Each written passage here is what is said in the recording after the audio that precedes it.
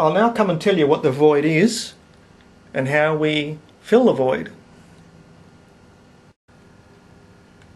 Now have revealed here one more little feature inside yourself, this nascent individual here who can be remarkably content.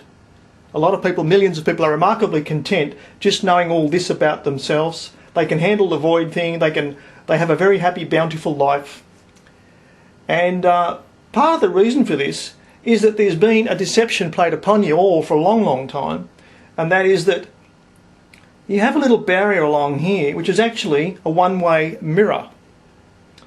And when you look inside yourself, you will see only more of yourself reflected in that mirror. So you tend to think, is this all there is?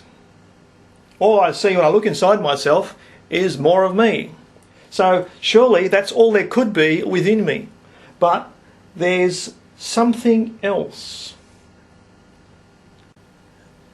Now let's just go into what a one-way mirror actually does. It enables people to see one way through a mirror but not back through the other way. They see their own reflections.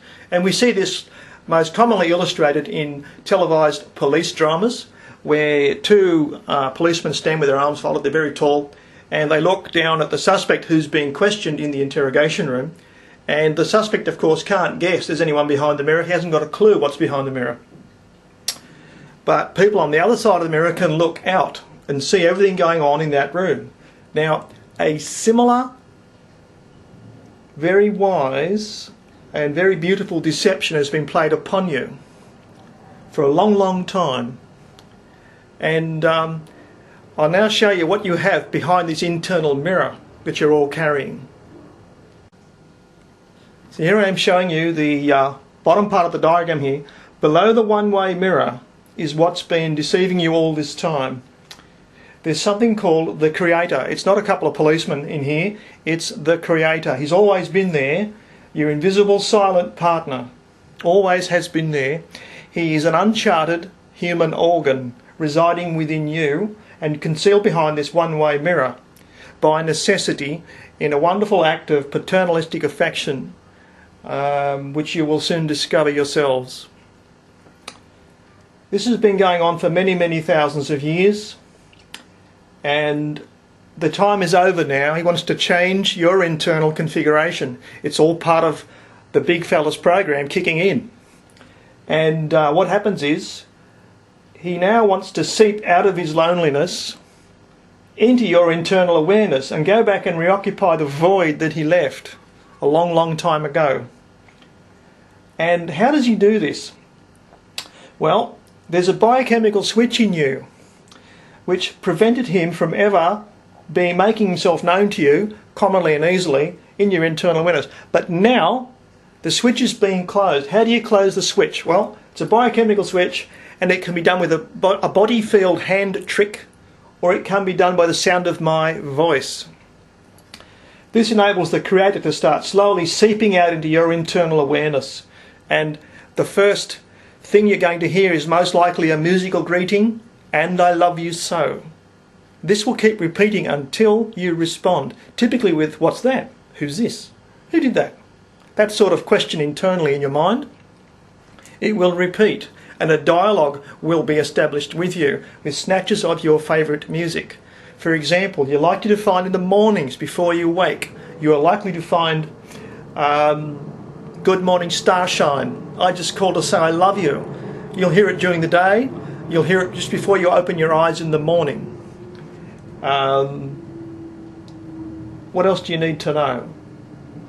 He's going to come to you in dribs and drabs, and your internal chemistry will be tuned to improve reception, so that ultimately you'll be dialoguing with the Creator within you, with bits of direct speech, snatches of your favourite music. Now, these will also be accompanied by visions, pictures, images in your mind's eye, which we've already talked about. And typically, the Creator will use, in a puppet-like way, your an heroic figure from your memory, which could be a movie star, anyone, a rock star, someone you adore, your favourite newsreader, could be anybody. But you'll always know it's the Creator in disguise. He'll always make that clear to you. So, This is how he's going to turn you all into godlings.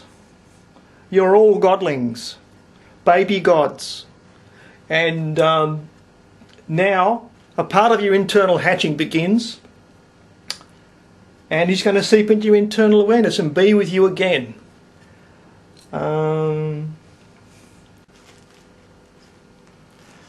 One thing I'd like to point out on this diagram is that the way it's drawn in physical proportionality, it looks like the Creator is a small organ inside you. And it's an easy way to look at it. And it is a surprising sort of thing that the Creator, the parent, could actually be inhabiting its own progeny.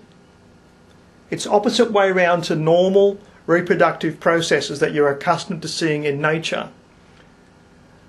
Not so unusual though, but it's worth looking at a little picture of that. So I've raised the issue that sometimes the parent can be inside the progeny in a reversal of what you consider normal. So what we have here, this is the normal, say, pregnant parent on the outside carrying a child on the inside. This is how we normally see nature. We see this in pregnant ladies, nothing wrong with that. And we'll just talk now about the perspective of the child inside the parent, what the child might be thinking about, that sort of stuff. Basic attributes here I've just listed, and it's pretty straightforward. Child is made from the parent. The child needs the parent.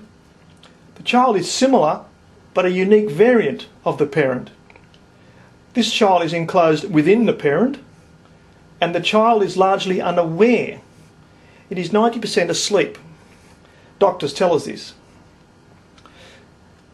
The child doesn't know it's going to be born.